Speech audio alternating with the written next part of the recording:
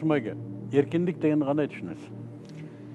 Эркиндикти эми эки түргө бөлсө болот. Бири эми өз билемдик. Өзү билемдик үйдө отуруп алсаң өтөт. Бирок коомго чыкканда, көчөгө чыкканда, ишке чыкканда, окууга барганда ал өтпөйт. Анткени башка адамдардын эркиндиктери бар. Ошондуктан бул жерде коом эркиндикти чектейт. Анан эркиндикти эле башаламандыкка өтүп кетиш да болбойт. Мен сизге бул жерде бир мисалды айтайын. Ажиним, 2011-жылы Малайзиянын легендарлуу премьер-министри Махатхир Мохаммед Кыргызстанга келди. Ал Малайзияны Кыргызстанга окшош эле артта калган мамлекет эле. 5-10 жылда алдыңкы өлкөлөргө окшоп койду. Бүгүнкү күнү Малайзия көбүнө бул үлгү. Биз үчүн да үлгү. Ошол келип эле 3 сөз айтпадыбы? Урматтуу кыргыз туугандар деди. Укмуш эл экенсиңер. Мамлекетиңер да эле кооз экен дейт. Өзгөчө табияты дейт. Бирок 3 нерседен туура эмес иш кылып атпсыңар дейт. Кайсы 3 иш деп сурасак, биринчиси дейт. Эмне үчүн өзүңөр тилиңерди сүйлөбөйсүңөр дейт.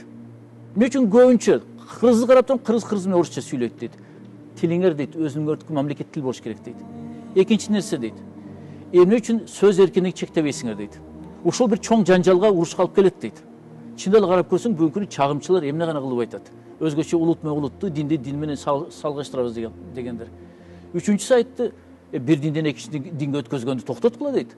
Эң чоң согуш дейт. Бул улут аралык эмес дейт. Дин аралык согуш болот дейт. Тарыхты билбейсиңер деп айтты. Динден динге өтүүгө тыюу салгыла деп ушу 3 эркиндикти чектейле деп айтып кетти.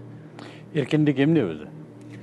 Эркиндик мен ойлойм эми ошо жана эң баштыкпы же кандайдыр башка түшүнүгү бар? Эркиндик, мына адамдар биз эркиндикке жеттик, эркин болушубуз керек, эркиндик.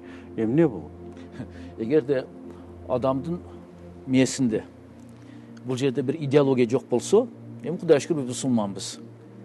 Бизге чейин коммунист ата-бабаларыбыз жашаган.